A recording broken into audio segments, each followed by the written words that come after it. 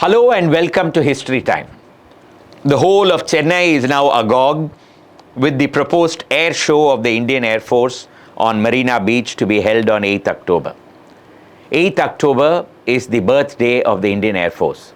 It was established in 1932 on that day, and therefore this year will mark 92 years of the establishment. On this occasion, with such a massive air show happening here, would it not be appropriate to look at what connection Chennai or Madras has with aviation? And if I tell you that the first Asian city to ever witness an aeroplane flying was Madras, would you believe me? Come, follow me on that trail.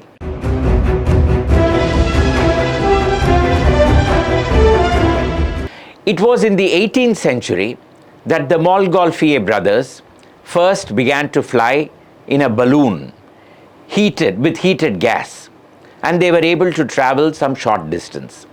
Even today, this is considered the first successful modern attempt at aviation. Thereafter, people became very excited and several attempts were made to design a proper plane.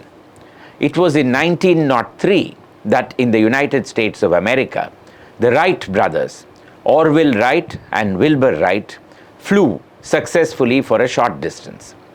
Between 1903 and 1905, they improved upon their invention, and in 1905 they were able to fly a significant distance.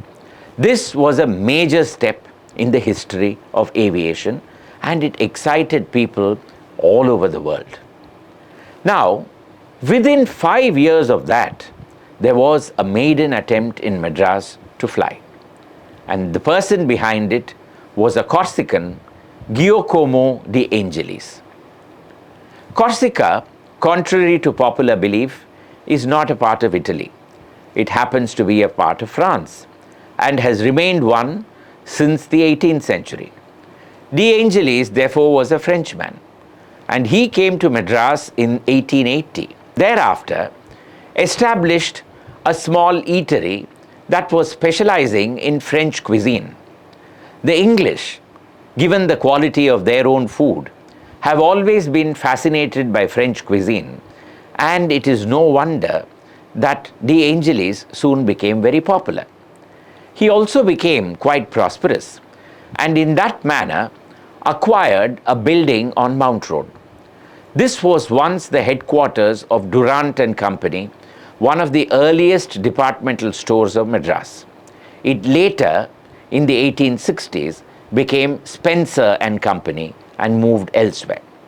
De Angelis moved into that building, and it happened to be just opposite Government Estate, what is today Omandurar Estate, and is the multi-speciality super referral hospital. In those days, early in the 20th century, this was where the governor of Madras resided on all weekdays.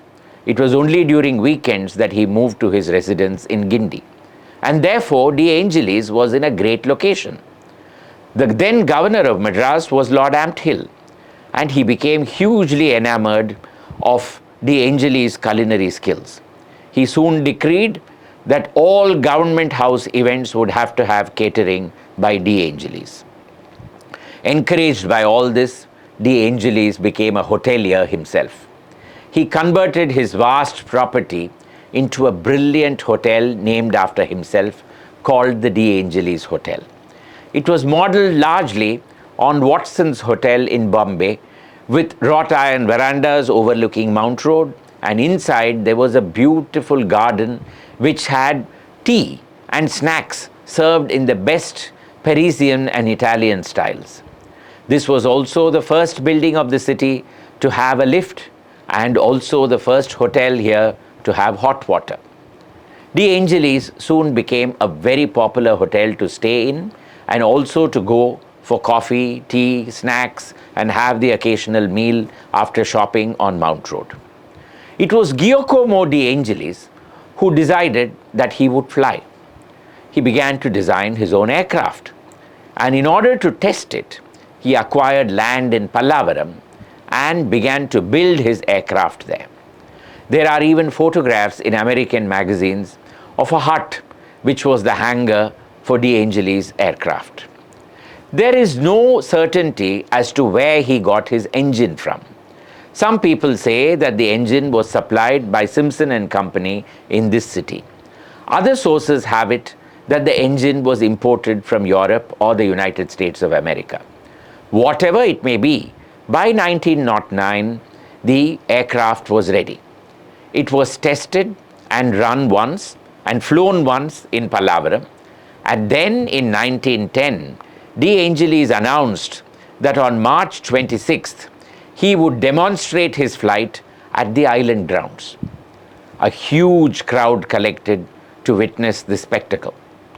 It is said that now, in the proposed air show, there will be 15 lakh people watching. In those days, the city of Madras did not have a population amounting to that, and therefore we may be reasonably sure that there may have been at least 1,000 or 2,000 people witnessing Dangels on his maiden flight.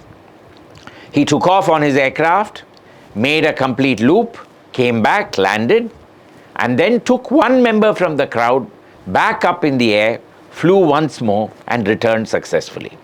The crowd was jubilant. The governor congratulated Dangels on his achievement.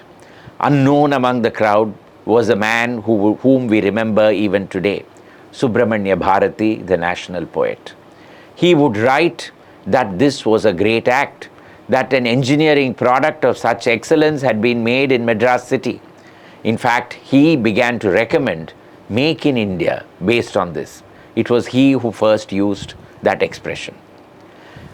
Dangels, however, did not continue with his aviation career. But Madras was certainly onto the map as a place for aviation, and thereafter its history would continue. We need to know what happened to Dangels thereafter.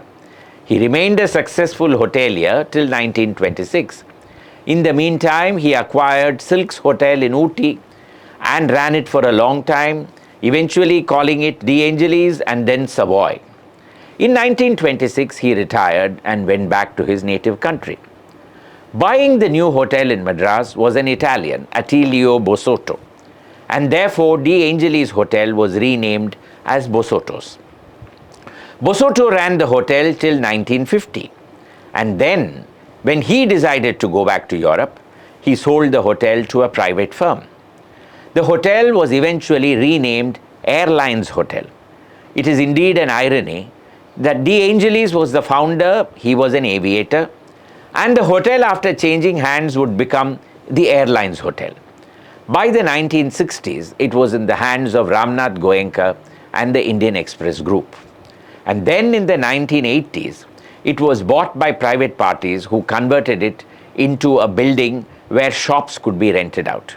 It came to be called the M.J. Durairaj Nadar Complex. And then in 2018, it was completely demolished. I'm sure you must be wondering as to where this building was. It stood at the intersection of Blackers Road, which lead to Casino and Gaiety Theatre, and Mount Road. The best known occupant of that building was Bata, and very often it was known as the Bata Building. Today, none of it remains. It is indeed sad that a building that was such a part of India's aviation heritage should not exist any longer. But we must be thankful that Chennai did become an aviation center. By the 1930s, it had grown, it had acquired its own aerodrome, which would eventually become the Meenambakam facility. And then we have a history that goes on, which deserves a special episode by itself. If you like this story, like this and subscribe to this channel and share it with your friends. I promise to be back soon with further episodes from the history of Madras, that is Chennai. Bye for now.